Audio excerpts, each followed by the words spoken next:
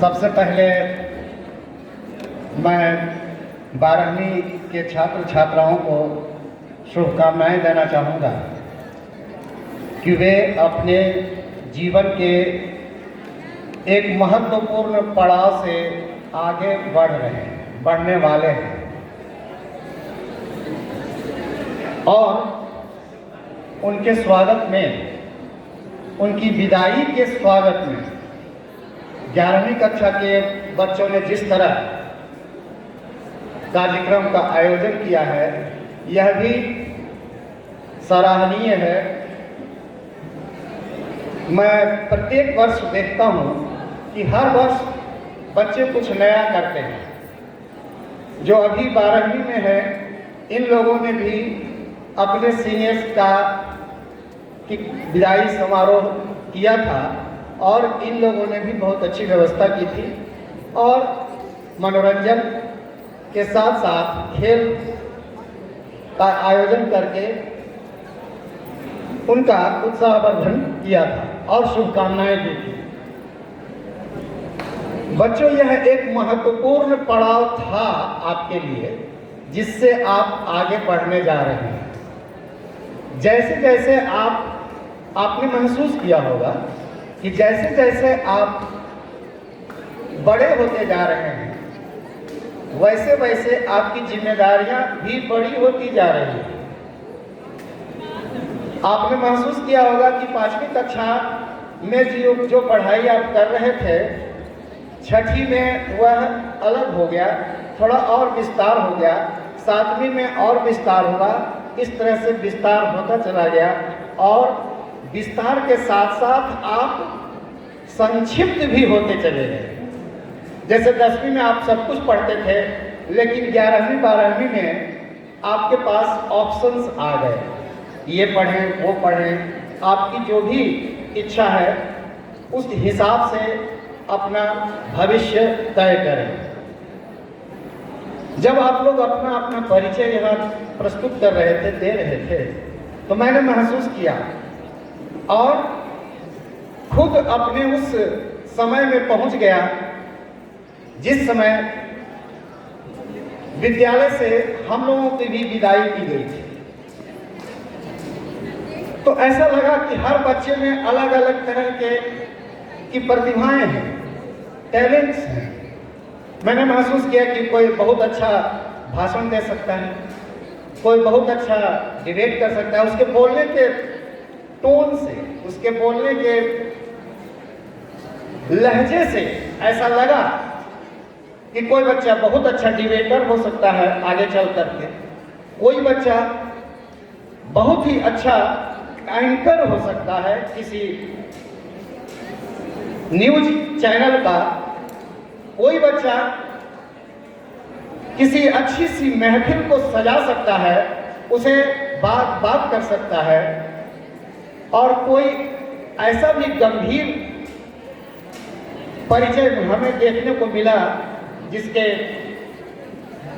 लहजे से तो लगा कि ये कोई गंभीर विषय पर आगे कोई शोध कर सकता है, कोई रिसर्च कर सकता है, कुछ समाज को, मानवता को कुछ नया दे सकता है।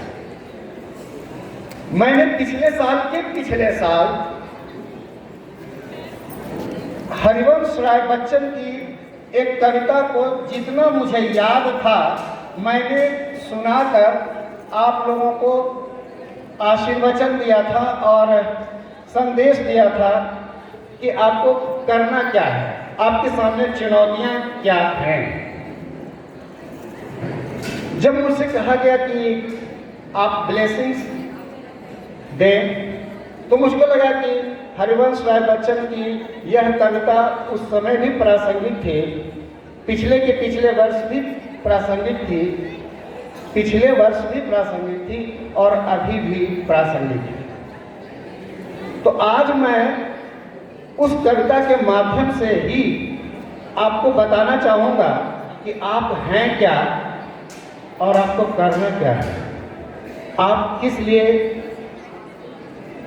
इतनी पढ़ाई कर रहे हैं, जीवन को आपको आगे कैसे जीना है, उसके बारे में हरिवंश राय बच्चन ने एक कविता लिखी है जो मैं 11वीं कक्षा में, जिस समय मैं पढ़ा करता था उस समय +2 नहीं था, उस समय 11वीं बोर्ड था, और 11वीं कक्षा के कोर्स में, पाठ्यक्रम में यह कविता हम लोगों को, मेरे कोर्स में, बिहार बोर्ड में ये कविता थी और मैं इसे पढ़ा करता था। इसकी कई पंक्तियां मुझे अभी भी याद है। युग के युवा, कविता का शीर्षक है युग के युवा। इस युग के युवा, युवक, युग के युवा मत देख दाएं और बाएं और पीछे, झांक मत बगले न अपनी आंख कर नीचे, अगर कुछ देखना है देख अपने वे विषम कंधे कंधे, सामने तेरे पड़ा युग का जुआ, युग के युवा। जुआ कहते हैं जो पहले, अब तो ट्रैक्टर से हल जोता जाता है, पहले बैल से हल जोता जाता था तो उसके कंधे पर जुआ रखा जाता था। हम लोग घोड़ा गाड़ी पर बैठते थे पहले, तो घोड़ा पर भी जुआ रहता था। मतलब तेज दौड़ने के लिए भी जुए की जरूरत है, सामान ढोने के लिए भी जुए की जरूरत है, और जिम्मेदारियों को सख्ती से समझने के लिए भी जुए की जरूरत है। इसलिए ए युग के युवक, तुम्हारे सामने वो पड़ा है, अभी तुम्हारे कंधे पर आया नहीं है, इसलिए पहले से अपने कंधे को मजबूत करो। ये तुम्हारे कंधे पर अभी आया नहीं, सामने तेरे पड़ा, वो तुम्हारे सामने पड़ा हुआ है और वह आएगा ही, क्योंकि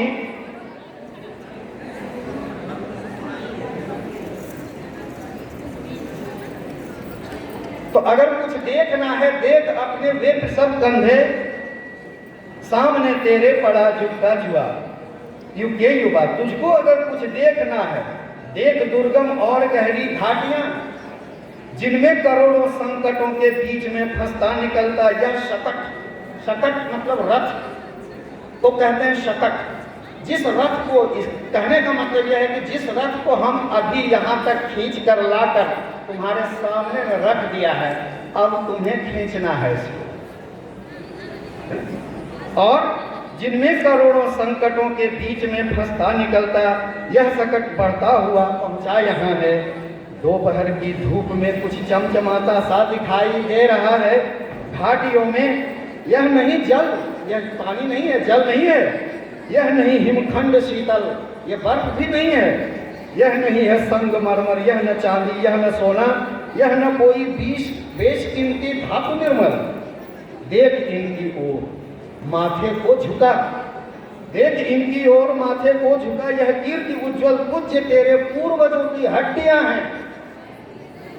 यह चमकता हुआ दिख रहा है, यह न बर्फ है, न पानी है, न सोना है, न चांदी है, न संगमरमर है, यह तुम्हारे पूर्वजों की हड्डियां हैं जो तुम्हें चमकती हुई दिखाई दे रही हैं, जो तुम्हें संदेश दे रही हैं कि इन हड्डियों ने कितनी मेहनत करके तुम्हारे सामने विकास का यह रथ, मानव विकास का यह रथ तुम्हारे सामने ला करके रख दिया है। ए युवा, अब तुम्हें इसको खींचना है।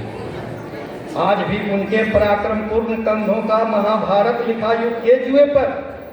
आज भी ये अस्थियां मुर्दा नहीं हैं, आज भी ये अस्थियां मुर्दा नहीं हैं, बोलती हैं जो सकट हम घाटियों से ठेल कर लाए यहाँ तक, अब हमारे वंशजों की आन उसकी खींच ऊपर को चढ़ाएं चोटियों तक। अब अपने पूर्वजों की आन बान और शान को चोटियों पर चढ़ाना, उत्कर्ष पर ले जाना आपका काम है। ए युग के युवा, मत देख दाएं और बाएं और पीछे, गूंजती तेरे शिराओं में गिरा गंभीर यदि यह प्रतिध्वनित होता अगर है नाग नर इन अस्थियों का आज तेरी हड्डियों में तो न डर। युग के युवा, मत देख दाएं और बाएं और पीछे, झांक मत बगले में अपनी आंख कर नीचे, अगर कुछ देखना है देख अपने वे विषम कंधे, सामने तेरे पड़ा झुका जुआ। युग के युवा, इसको तमक कर तक हुवक कर ले उठा, एकदम तमक करके हुमक कर पूरी ताकत के साथ इसे उठाना है। बहुत मेहनत और मशक्कत मांगने वाला सफर है, तय तुझे करना अगर है। बहुत मेहनत है आगे, इतना आसान नहीं है। बहुत मेहनत और मशक्कत मांगने वाला सफर है। तय तुझे करना अगर है तो तुझे होगा लगाना जोर एड़ी और चोटी का बराबर। मुहावरा है ना, एड़ी और चोटी का पसीना एक कर देना, तो आपको एड़ी और चोटी का पसीना एक करना होगा। जोर एड़ी और चोटी का बराबर और बढ़ाना, कदम दम से साध सीना और करना एक लहू से पसीना। मौन भी रहना पड़ेगा, बोलने से प्राण का बल छीन होता, शब्द केवल झाग बंद घुटता रहेगा बंद मुख में। फूलती सांसें कहाँ पहचानती हैं, फूल कलियों की सुरभि को लक्ष्य के ऊपर जड़ी आंखें भला कब देख पाती। साज धरती का सजीलापन गगन का, वत्स वत्स आ तेरे गले में, वत्स आ तेरे गले में एक घंटी बांध दूं मैं। घंटी बांधते हैं ना बैल के गले में, टन टन बजता रहता है। बच्चे में माता अपने छोटे बच्चे के कमर में काला धागा लगा के उसमें घंटी बांध देती है। क्यों? क्योंकि बच्चा अगर दौड़कर इधर उधर छुप जाएगा, नहीं मिलेगा, तो घंटी की आवाज़ से माँ उसे ढूंढ लेगी। तो घंटी सब बचपन से ही घंटी हम बांधते आए हैं। बस आ तेरे गले में एक घंटी बांध दूं मैं, जो परिश्रम के मधुरतम कंठ का संगीत बनकर प्राण मन पुलकित करे तेरा निरंतर। और जिसकी क्लांत और एकांत ध्वनि तेरे कठिन संघर्ष की बनकर कहानी गूंजती जाए पहाड़ी छातियों में। अलविदा। अलविदा मतलब अब मैं, मेरा अलविदा है, आपका नहीं। अलविदा हमारा है ना। अलविदा युग के युवा, अलविदा युग के युवा, अपने गले में डाल तू झुका जुआ। इसको समझ जयमाल तू, इसको जयमाल समझो, इसी को जयमाल समझो।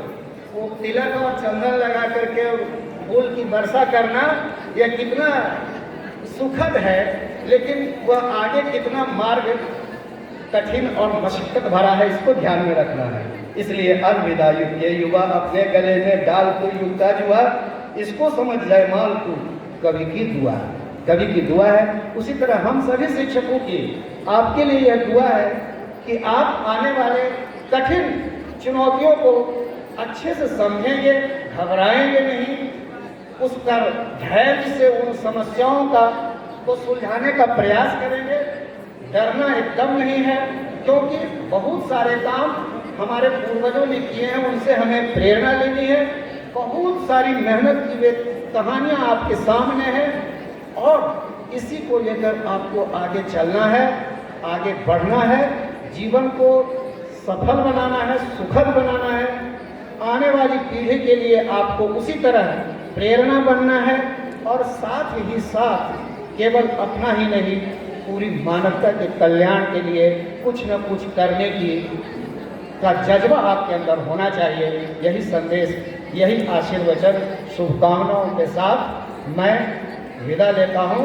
युग के युवा, मत देख दाएं और बाएं, इधर उधर मत देखो, क्योंकि आपके सामने है। देखो घोड़े को जब जोता जाता है उसमें गाड़ी में, तो उसके इधर आंख के और इधर दोनों तरफ ऐसे लगा दिया जाता है कि इधर उधर नहीं देखे, उस सामने देखे। क्योंकि अगर उधर देखेगा तो उसको घास नजर आएगी, तो घास की तरफ दौड़ेगा और गाड़ी को उलट देगा। उसी तरह तुम अगर सीधा नहीं देखकर इधर उधर करोगे तो तुम गिर जाओगे। तुम गिर करके कुछ पाओगे या नहीं, कितनी चोट लगेगी, अर्थात असफलता कितनी बड़ी होगी, यह कहना कठिन है। इसलिए अपनी शक्ति को समझो, अपनी चुनौती को समझो और जीवन में आगे बढ़ने के लिए मेहनत से कभी मत चूको। इसलिए अलविदा युग के युवा, युग के युवा। धन्यवाद।